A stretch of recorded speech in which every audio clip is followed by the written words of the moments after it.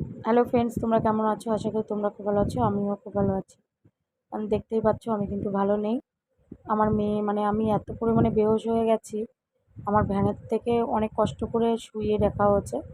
তারপরে আমার মেয়ে পায়ে হাত দিয়ে তেল দিয়ে মালিশ করে দিচ্ছিল, কেননা ও জানে পায়ে হাত দিলে আমার প্রচণ্ড শিরশির লাগে। পায়ে আমি হাত দিলে থাকতেই পারি না। আর এখনও যে ভয়েসটা দিচ্ছি যে আমি সুস্থ, তা না, এখনও পর্যন্ত সুস্থ হইনি। মাত্র 1 দিন হয়েছে। তাও অনেক কষ্ট করে ব্লগটা আর কি চেষ্টা করছি তোমাদের সামনে তুলে ধরার। তারপরে আমার স্যালাইন তো দিচ্ছেই। আর ইনি আমি ভগবান বলবো এই ডাক্তারকে। কেন বলছি, আমাদের পাড়ায় হয়তো অনেকেই বলে এনার কাছে দেখিও না দেখিও না, কারণ আমার কিন্তু বলে না ভক্তিতে ভগবান বাস করে। আমার কাছে ধরতে গেলে উনি ভগবানের মতনই। কারণ আমাকে বড় বড় ডাক্তারও আমি দেখিয়েছি, কলকাতায় গিয়েও দেখিয়েছি, আমি কোনোদিন কেউ আমাকে সুস্থ করতে পারিনি। উনি কিন্তু আমাকে অনেকবার মরার মুখের থেকে বাঁচিয়ে নিয়ে এসছে। তারপরে স্যালাইনটা দেওয়ার পরে শরীরটা অনেকটা ভালো লাগছিল। এখন তোমরা বলবে যে ওড়না নেয়নি কেন? ওড়না কিন্তু আমার নেওয়া ছিল, চাদর গায়ে ছিল। যেক্ষেত্রে স্যালাইনটার লাইনটা খুলবে, তা ওটা চেপে রাখতে হবে। আর জড়িয়ে গেছিলো, মেন হচ্ছে চাদরের সাথে আমার স্যালাইনের যেটা, ওটা জড়িয়ে গেছিলো। ওর জন্য চাদরটা খুলে রাখা হচ্ছে। এখন তোমরা হয়তো ভাববে ও ওড়না নেয়নি, আনা নেয়নি, তারা নেই।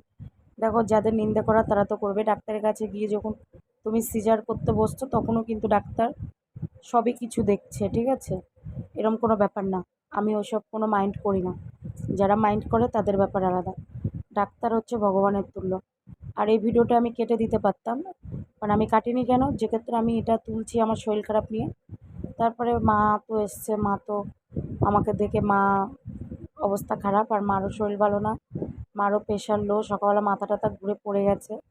মাকেও ডাক্তার দেখিয়েছি, ডাক্তার বলেছে স্যালাইন চড়াতে। তা আমি একটু সুস্থ হই, তারপরে মাকে স্যালাইন চড়াবো, ইচ্ছা আছে। আর হচ্ছে এই যে দিয়ে একটুখানি শুয়েছি। আর তারপরে মা রাত্রেবেলা রান্না করলো কিছু। বড় মেয়ে একটু আলুর দম করেছে, মা মাছ ভাজা করেছে, ভাত করেছে করে। তা আমার ছোটো মেয়ে বায়না করছে, দিদুন আমাকে একটু খাইয়ে দাও। তা ওরাও তো দিদুনের কাছে খেতেই পারে না, মা যে খেতে টাইমও পায় না এখন। একটু খাইয়ে দিল, তারপরে আমি একটু বসলাম এই যে খেতে। ও বসতেই পারছি না, যেমন মাথা ফেটে যাচ্ছে যন্ত্রণায়। তারপরে এই খাওয়া দাওয়ার পরে আজকের ব্লগটা এই পর্যন্তই রাখবো। আশা করি আপনাদের ভালো লাগবে। আর তোমরা সবাই সুস্থ থেকো, ভালো থেকো। এই গরমে কিন্তু সবারই শরীর খারাপ হচ্ছে। জয় শ্রীকৃষ্ণ।